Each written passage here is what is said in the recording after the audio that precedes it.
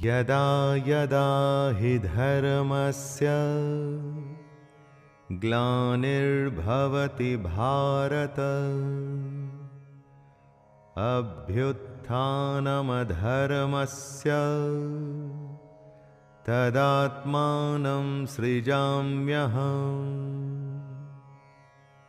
हे भारत, जब जब धर्म की हानि होती है, अधर्म बढ़ जाता है, तब तब ही मैं अपने रूप को रचता हूं और इस दुनिया के सामने प्रकट होता हूं।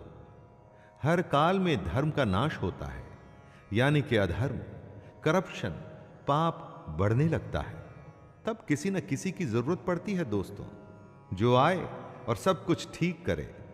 जब जब धर्म खतरे में आता है, तब तब कृष्ण अपना एक रूप रचते हैं और हमारे बीच में प्रस्तुत होते हैं, प्रकट होते हैं। और इसी प्रकट होने को ही अवतार कहते हैं। हर युग में आपको एक अवतार की कहानी मिलेगी, जो धर्म की स्थापना के लिए धरती पर जन्म लेता है। परित्राणाय साधूनां विनाशाय च दुष्कृतां धर्म संस्थापनार्थाय संभवामि युगे युगे।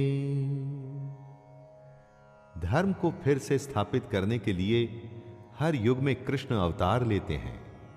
लेकिन क्या है यह धर्म की स्थापना? कृष्ण कहते हैं, साधु पुरुषों का उद्धार करने के लिए, पाप कर्म करने वालों का विनाश करने के लिए और धर्म की अच्छी तरह से स्थापना करने के लिए मैं युग युग में प्रकट हुआ करता हूं। साधु का उद्धार यानी भला और पापियों को खत्म करना ही धर्म की रक्षा करना है।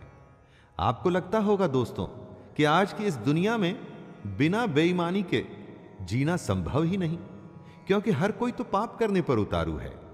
सच्चाई की राह छोड़ के गलत काम करना ही अधर्म है और कृष्ण अधर्म को खत्म करते हैं।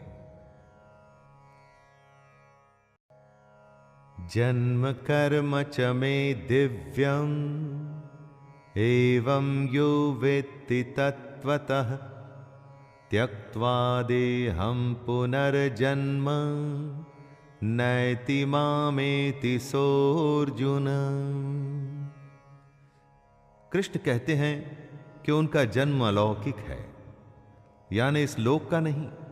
जैसे हम सबका जन्म होता है, वैसे कृष्ण का जन्म नहीं हुआ। जो ये बात समझ लेता है, वो शरीर को त्याग कर फिर जन्म को प्राप्त नहीं होता, बल्कि वो सीधे कृष्ण को ही प्राप्त होता है। मनुष्य के जन्म का एक तरीका है, हम वो ही समझ सकते हैं, लेकिन कृष्ण, उनका जन्म दिव्य और अलौकिक होता है, डिवाइन और इस दुनिया से अलग। इसीलिए उनके अस्तित्व को आसानी से नहीं समझा जा सकता। लेकिन जो भी कोई इस बात को समझ जाता है, वो भी जन्म और मृत्यु के चक्कर से निकल सीधा कृष्ण को ही प्राप्त होता है। ज्ञान की बात है तो आसानी से कैसे समझ में आएगी दोस्तों? और अगर समझ आ गई तो फिर किसी ज्ञान की जरूरत ही नहीं रहेगी।